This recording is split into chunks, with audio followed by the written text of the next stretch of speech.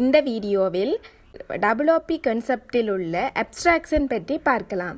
இங்கே வந்து அப்ஸ்ட்ராக்ஷன் வந்து WOP கன்செப்டில் எப்படி யூஸ் பண்ணுறேன்டா ஒன்லி ஸோ எசென்சியல் டீட்டெயிலை மட்டும் ஸ்டோர் பண்ணி அதர் டீட்டெயில்ஸை வந்து ஹைட் பண்ணுறது தான் வந்து அப்ஸ்ட்ராக்ஷன் என்று சொல்கிறது.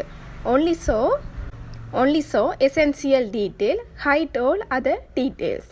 கிளாஸை யூஸ் பண்ணி நாங்கள் வந்து எசென்சியல் டீட்டெயிலை மட்டும் ஷோ பண்ணி மற்றது அதர் பார்ட்டை வந்து ஹைட் பண்ணுறோம். இங்கே வந்து அப்ஸ்ட்ராக்ஷன் வந்து இன்டர்ஃபேஸ் இம்ப்ளிமெண்டேஷன் ரெண்டு முறையிலையும் வந்து செய்வோம்.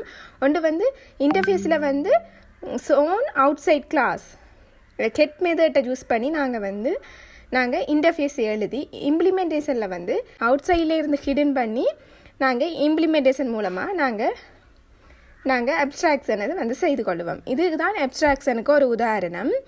நாங்கள் முதல் அப்ஸ்ட்ராக்ட் கிளாஸ்ன்னுட்டு பைக்ன்ற ஒரு கிளாஸ் எழுதியிருக்கிறோம். அதுக்குள்ளே வந்து அப்ஸ்ட்ராக்ட் வாய்ட் ரன்னுட்டு கொடுத்துருக்குறோம். இன்னொரு கிளாஸ்ன்னு எழுதியிருக்கிறோம். கிளாஸ் கொண்டாஃபோ எக்ஸ்டென்ஸ் பைக்ன்றதுலேருந்து எக்ஸ்டெண்ட் பண்ணி நாங்கள் வந்து கொண்டாஃபோர்ன்ற ஒரு கிளாஸ் எழுதியிருக்கிறோம். அதுக்குள்ளே வந்து வாய்ட் ரன்ன்ற ஒரு மெத்தட் எழுதியிருக்கிறோம். அதுக்குள்ளே வந்து system.out.printlnன்னுட்டு ரன்னிங் சேஃப்டின்றதை கொடுத்துருக்குறோம். பிரிண்ட் ஆகிற மாதிரி ரன்னிங் சேஃப்டி பிரிண்ட் ஆகிற மாதிரி கொடுத்துருக்குறோம்.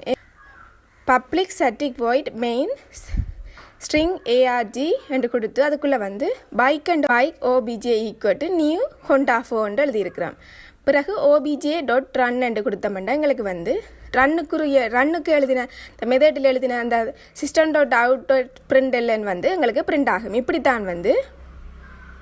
இப்படித்தான் வந்து அப்ஸ்ட்ராக்ஷன் மூலமாக நாங்கள் வந்து அப்ஸ்ட்ராக்ஷனை நாங்கள் எங்களோட கோடிங்கில் ஜாவாவை பயன்படுத்தி கோடிங்கில் யூஸ் பண்ணி எழுதுறது. இங்கே வந்து நாங்கள் எசென்சியல் டீட்டெயிலை மட்டும் ஷோ பண்ணுறதுக்காண்டி நாங்கள் மிச்ச பாட்டை வந்து ஹைட் பண்ணி எழுதுகிறோம். இதுதான் வந்து அப்ஸ்ட்ராக்ஷனுக்கு ஒரு உதாரணம்.